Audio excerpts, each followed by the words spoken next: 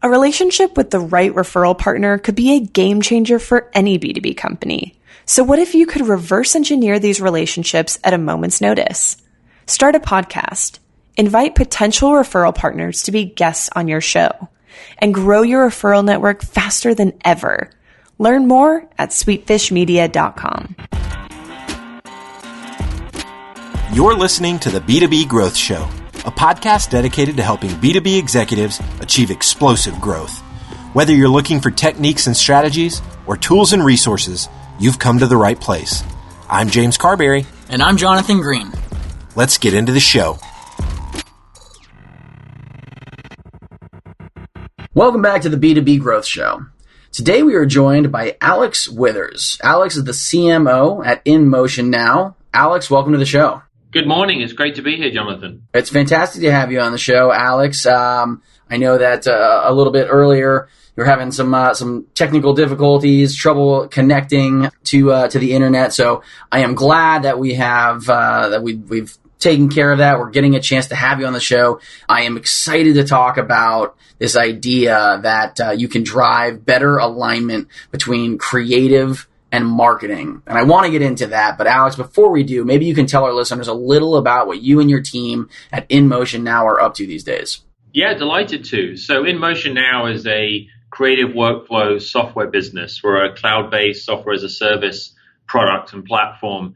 Our job is to better align marketing and creative teams with a seamless workflow. Now we're going to talk about kind of the thought leadership stuff around this morning around better aligning marketing and creative, but we spend our every day on creating cloud-based solutions that allow marketers and creative teams to collaborate more efficiently, brief each other, project manage, and then review and approve each other's work so that you can get content to market faster. I, as a CMO, have the privilege of not only running a commercial business, but also I'm able to travel the country as a thought leader. It's a lot of fun being a marketer of a marketing software. And, this morning I'm in Mattel's headquarters in New York for the Exchange Design Forum, which is about 40 top creative directors in the industry all talking about how to get better aligned with marketing and how to make creative have a stronger seat at the strategic table. So it's going to be a great day here at Mattel. And looking forward to talking with you this morning. That's fantastic. Well, and I do really appreciate then even more so you carving a little time out of your schedule today to be with us here on the B2B Growth Show. So, Alex, we are going to be talking about how to drive better alignment between creative and marketing. But maybe just to sort of set the stage, let's talk briefly about, okay, what is the difference when we're talking about creative versus marketing? You know, sort of what are those two worlds that we're talking about today? Yeah, so I've been a marketer my whole career. I started out at Pepsi in London and then moved into the media world and then more recently into the software world. But I've always had a marketing bent to my career. I would consider myself creative. None of my creative friends would consider me creative. Marketers are at the business end of the creative process. Their job is to drive demand and drive revenue through marketing programs. The creatives obviously live at the creative end of that value chain. Their job is to ideate and come up with compelling messaging and compelling campaigns and creative assets that will fuel those marketing programs. So they're very closely aligned in terms of their position in the go-to-market machine, but they are becoming increasingly strained. And, you know, if you think about the relationship, how many white papers are written about the ongoing battle between marketing and sales? From a DNA perspective, marketers and creators have always been on the same team together, but there is more friction than there's ever been between this once strong relationship, and that's why it's a fun topic to talk about today. Yeah, that's absolutely true. I mean, that you have so many people talking about the alignment between sales and marketing, and there is more and more overlap between those two positions. I mean, they are becoming increasingly aligned, and no one is talking about this possible divide between creative and marketing. I mean, I would say when you're thinking about the two, I would have naturally assumed, well, creative and marketing, they are aligned. That's part of the same gig right there. So interesting to hear that, there is an increasing divide. One of the points that we were going to make today, that you were going to make today, is that creatives and marketers are often speaking different languages. What does that mean? Well, so the creative team has a different suite of tools. They see things differently. I'll tell you the big theme at this conference today, of this creative leadership workshop and roundtable, is all around design thinking and the power of strong design and creativity. And the whole notion of design thinking is very different to ROI-driven, metrics-driven, marketing automation-powered marketing programs.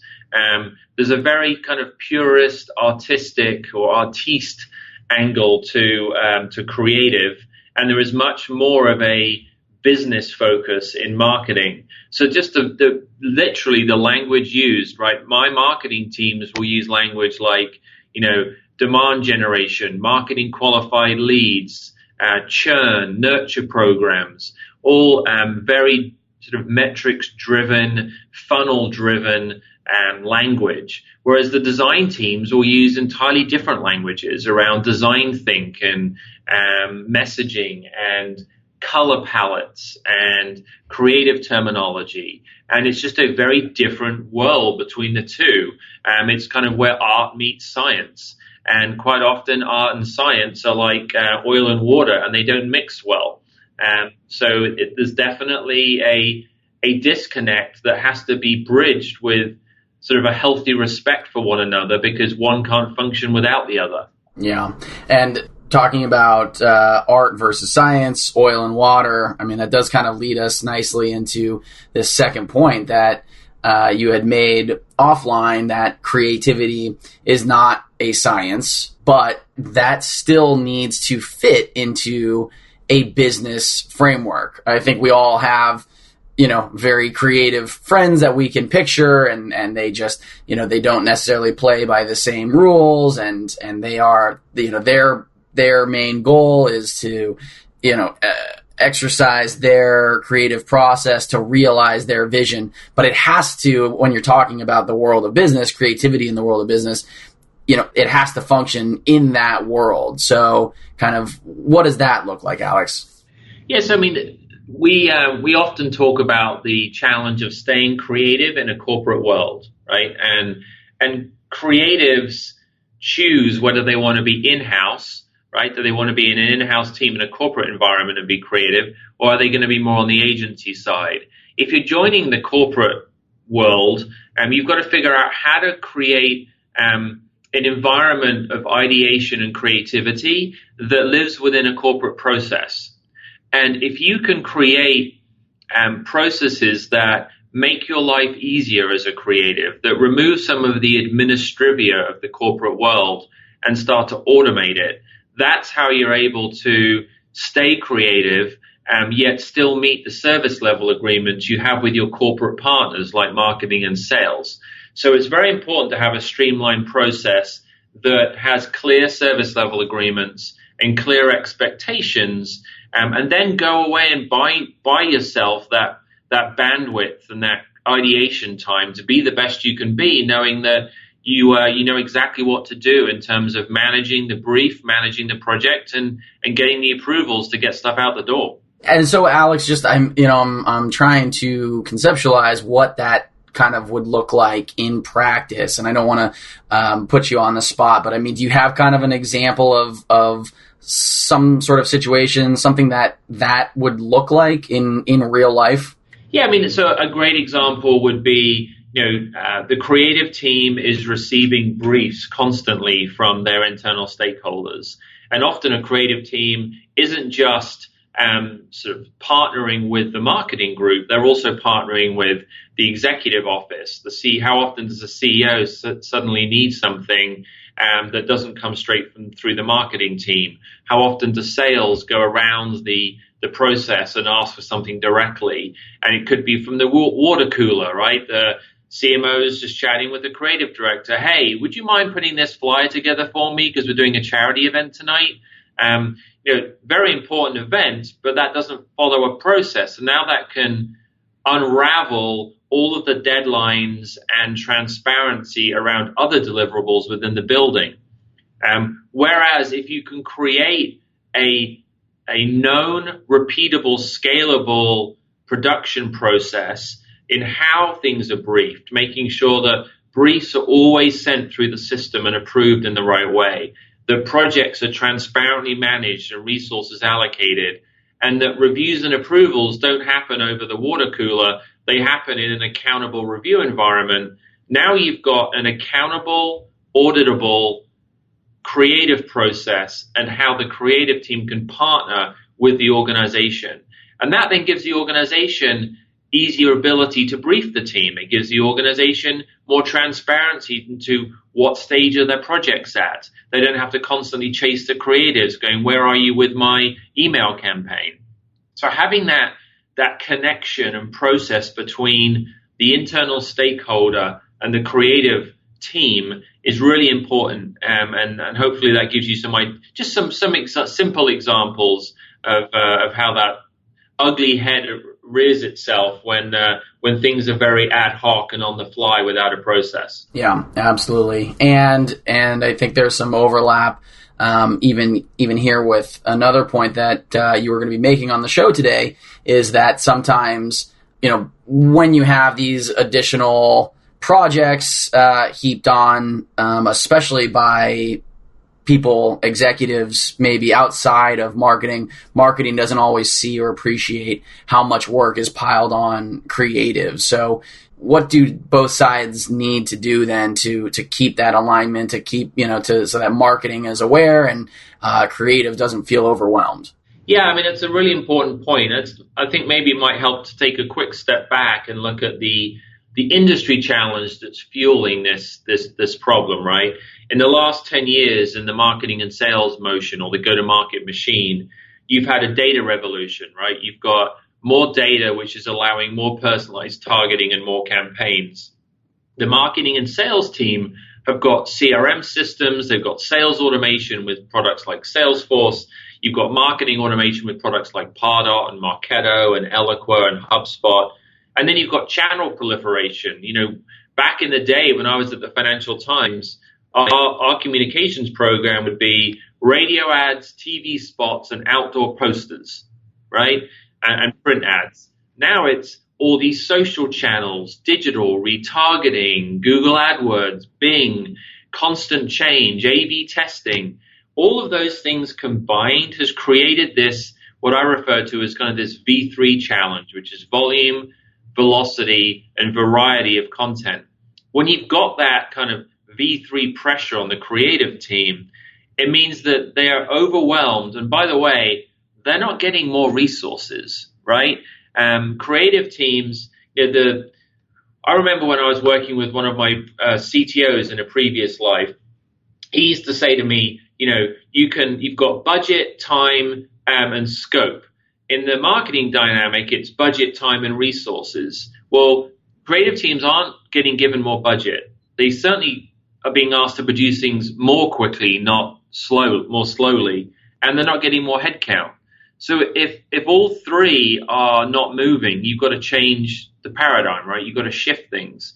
And so that alignment, that efficiency that has to be gained between marketing and creative is really important. Otherwise, we can't meet the challenge of this new, agile, fast-paced go-to-market machine without hyper-efficiency, because we're not getting given more. Yeah. And not only that, but sort of, and I'm skipping around a little bit on some of the points that you were going to make, but that feels like it's also part of this idea that it's not uncommon for the approval of a project to even take longer than the project itself. Yeah, that's right. I mean, how often do you create a piece of work as a creative team and then it gets emailed to somebody, they give feedback, then it gets emailed to somebody else? Do you email them simultaneously? Do you email them in order? Does the second person see the first person's comments?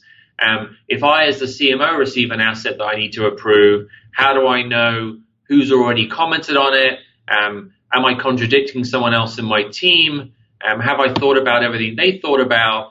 And so it just slows the whole approval and review process to a grinding halt, as opposed to routing work efficiently, right? It goes tier 1, tier 2, tier 3, making sure that comments are always saved along the way, making sure there's transparency in the review so you can collaborate real time, get consensus, and get product and content out the door. And that's the most important thing. There's nothing worse than creating a great program and then it gets stuck in the approval process for weeks before you can make money on it, because you're not going to make revenue from that creative asset until it's out in the market. So, efficient review and approval processes enabled by technology is a huge piece of improving the efficiency of the go-to-market machine. In fact, we see just from our customers, 85% shorter project life cycles, 76% faster time to approvals.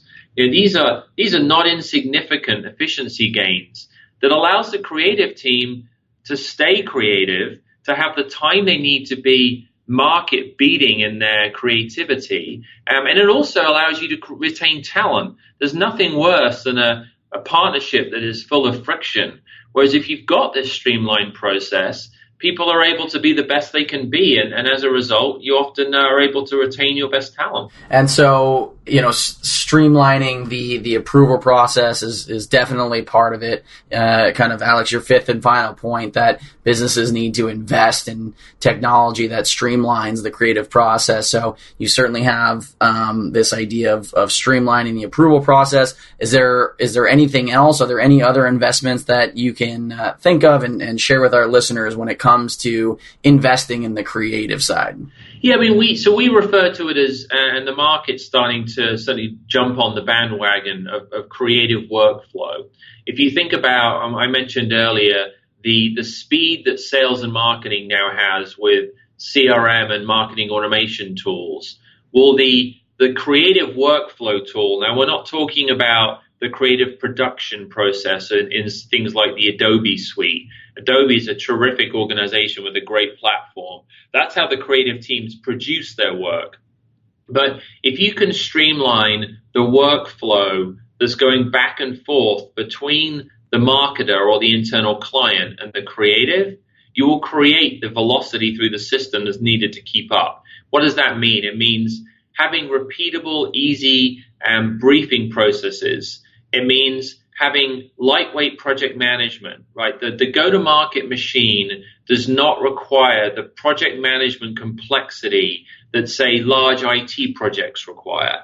It needs traffic coordination, it needs simple resource allocation, and it just literally needs to flow. So how do you get speed in your workflow from brief to management to review and approval? And they're the three core pillars that we talk about in bridging marketing and creative and getting them aligned so campaigns can be more successful. That's fantastic. Alex, you obviously know exactly what you're talking about. I'm not surprised they've got you traveling all over the world talking about this kind of stuff. So I do absolutely appreciate you sharing that wisdom with our listeners. If any of our listeners are interested in learning a little bit more about today's topic, or they want to connect with you, they want to find out more about InMotion Now, what's the best way for them to go about doing that? Yeah, so our company website is inMotionNow.com.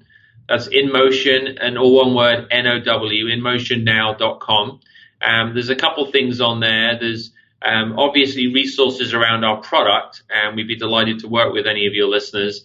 But there's also a lot of thought leadership and best practices on there too. We are very proud that we're a thought leader in this market, and traveling around today in New York City, really spreading the gospel as opposed to selling hard.